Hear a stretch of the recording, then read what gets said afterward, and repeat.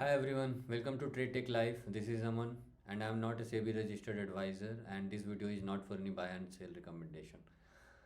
Hi guys, तो चलिए आज देखते हैं निफ्टी कहाँ पर आकर खड़ा है और आने वाले सेशन में क्या क्या पॉसिबिलिटीज़ बनती है। तो हम डेली से अपना एनालिसिस स्टार्ट करेंगे आज। तो ये आज वीक का पहला कैंडल जो डेली बना है वो एक छोटी बॉडी वाला और एक उससे बड़ी पूंछ वाला कैंडल है जो कि दिखाता है कि यहाँ पे बाइंग प्रेशर है।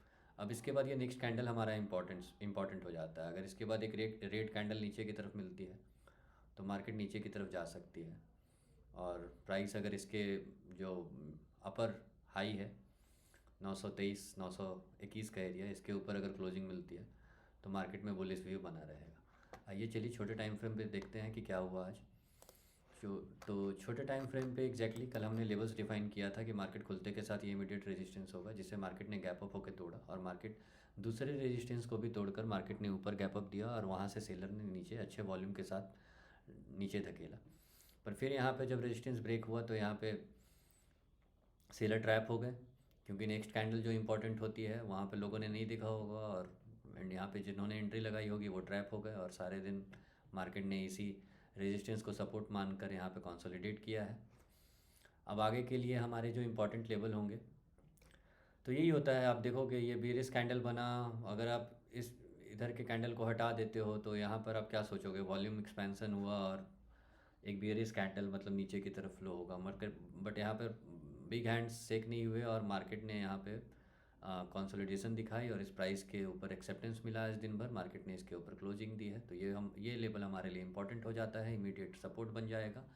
इसके ब्रेक होते ही नीचे का ये जो हमारा नेक्स्ट सपोर्ट होगा ये 700 से 720 का लेवल होगा और ये जो हमारा 500 से 540 500 से 540 का लेवल है ये बड़े टाइम फ्रेम पर भी हमारा सपोर्ट रहेगा। आप देख सकते हैं 2 घंटे पे भी, 4 घंटे पे भी और डेली पे भी ये हमारा सपोर्ट की तरह काम करेगा। तो जब तक ये सपोर्ट ब्रेक नहीं होता डेली स्ट्रक्चर हमारा बिहेरियस नहीं बनता है।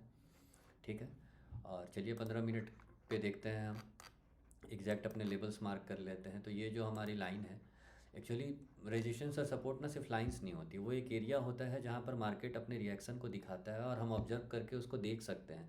कई बार उसको देख कर ना आपको क्लियरली पता चलेगा कि क्या हो रहा है। आप अगर उसको ऑब्जर्व कर रहे हो, कैंडल्स देख रहे हो, बार बार आप कैंडल्स के बिहेवियर को समझ रहे हो, EMA 21 को समझ रहे हो कि प्राइस मूविंग एवरेज पे कैसे रिएक्ट करती है, तो उससे आप उस रेजिस्टेंस और सपोर्ट पर ये अंदाज़ा लगा सकते हो कि मार्केट किस डायरेक्शन में मूव होने वाली है। तो उस अकॉर्डिंग आप प्रोबेबिलिटी के अकॉर्डिंग आप अपने ट्रेड को प्लान कर सकते हो, रिस्क और रिवार्ड रेशियो रखकर। ठीक है, तो ट्रेडिंग का मतलब यही होता है। और मैं शुरू से बोलते आ रहा हूँ कि किसी भी इंडिकेटर और किसी भी फैंसी चीज़ों से अच्छा है कि मार्केट के स्ट्रक्चर को समझें। हर टाइम फ्रेम का एक अपना स्ट्रक्चर होता है और याद रखिए हाइयर टाइम फ्रेम हमेशा छोटे टाइम फ्रेम को ओवर पावर करती है। जैसे वीकली में अगर बुलिश है मार्केट और डेली बियरिश बन रहा है तो एक लेवल पर जहाँ वीकली सपोर्ट है वहाँ मार्केट हमेशा ट्राई करेगी सपोर्ट लेकर ऊपर उठने की।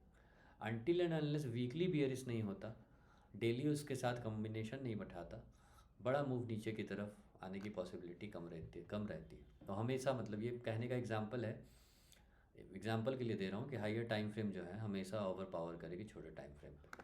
तो चलिए हम आने वाले समय में इसको इमीडिएट लेवल मानकर ट्रेड करेंगे। ये 923 का लेवल जो है हमारा इमीडिएट रेजिस्टेंस होगा और इस पर किसी तरह का अगर वीक कैंडल बनता है तो वीक कैंडल के बाद उसका नेक्स्ट कन्फर्मेशन कैंडल हमें देखना बहुत ज़रूरी है। उस छोटे टाइम फ्रेम पर जाकर वहाँ पर हम रिएक्शन देखेंगे कि अगर वीक रिजेक्शन मिला है प्रॉपर वॉल्यूम के साथ तो हमारा नेक्स्ट कैंडल क्या बोल रहा है, कहीं वहाँ पे पोजिशनिंग तो नहीं बन रही है, या फिर अगर सही में एक्सपेंशन होता है और जो वीक वाले कैंडल का लो होता है उसको ब्रेक कर कर मार्केट नीचे आने लगती है और नीचे क्लोज दे देती है। हाँ, तब फिर मान सकते हैं कि हमारा ये जो सपोर्ट, हमारा ये रेजिस्टेंस है ये क्लियरली अब रेसिस्ट कर रहा है प्राइस को ऊपर जाने की और प्राइस नीचे जाकर एक बार ताकत गेन कर सकती है, मतलब स्ट्रेंथ गेन करना चाहती है। क्योंकि जितना स्ट्रेंथ नीचे आकर कंसोलिडेट होता है मार्केट उतना ऊपर जाने की प्रोबेबिलिटी ज़्यादा रहती है। और एक चीज़ आप देखोगे कि पिछले कुछ दिनों में 2 गैप अप हुआ, एक ये गैप अप, तो ये गैप भी फिल नहीं हुआ। तो मार्केट हमेशा गैप फिल नहीं करती है। जब बुल चलते रहते हैं ना मार्केट में तो अक्सर गैप जो है वो एक कंसोलिडेशन जोन बन जाता है। आप देखोगे मार्केट गैप हुआ, गैप लेके जो है मार्केट नीचे आई, यहाँ पर प्राइस धकेला, फिर इसके बाद कंसोलिडेट हुआ, मार्केट ने एक और गैप अप लिया और यहाँ पर प्राइस कंसोलिडेट हो रही है।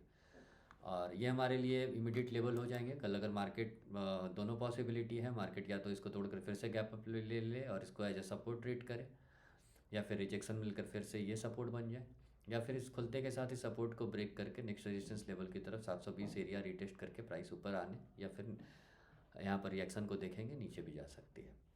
तो इस तरीके से हम ट्रेड प्लान कर सकते हैं, सीखें और इम्पॉर्टेंट लेवल पर देखें ऑब्जर्वेशन कि कैसे सेलर और बायर के बीच क्या हो रहा है, क्या वहाँ पे खेल चल रहा है, कौन ख़रीदार ज़्यादा हैं कि बेचने वाले ज़्यादा हैं, और वो हम कैंडल से जानते हैं। और फिलहाल प्राइस जो है EMA 21 से ऊपर ट्रेड कर रही है, तो 15 मिनट पे ये EMA 21 भी डायनेमिक सपोर्ट बनता है और प्राइस वैसे भी इस रेजिस्टेंस को तोड़कर एज ए सपोर्ट ले रहा है इसको। तो आने वाले समय में ये नेक्स्ट सेशन के लिए कुछ इंपॉर्टेंट ये लेवल मार्क्स कर सकते हैं आप, और इसको मानकर आप ट्रेड कर सकते हैं। और कोई व्यू नहीं है, आप उस एरिया में रिएक्शन को देखें और कैंडल जैसे आप सीखते हैं, ट्रेडिंग करते हैं, जो भी सिग्नल यूज करते हैं उस अकॉर्डिंग प्लान करें। रिस्क रिवार्ड आपका अच्छा होगा और आपकी प्रोबेबिलिटीज़ बढ़ते जाएगी धीरे धीरे, तो आप सक्सेस की तरफ बढ़ेंगे। चलिए नेक्स्ट सेशन में मिलते हैं।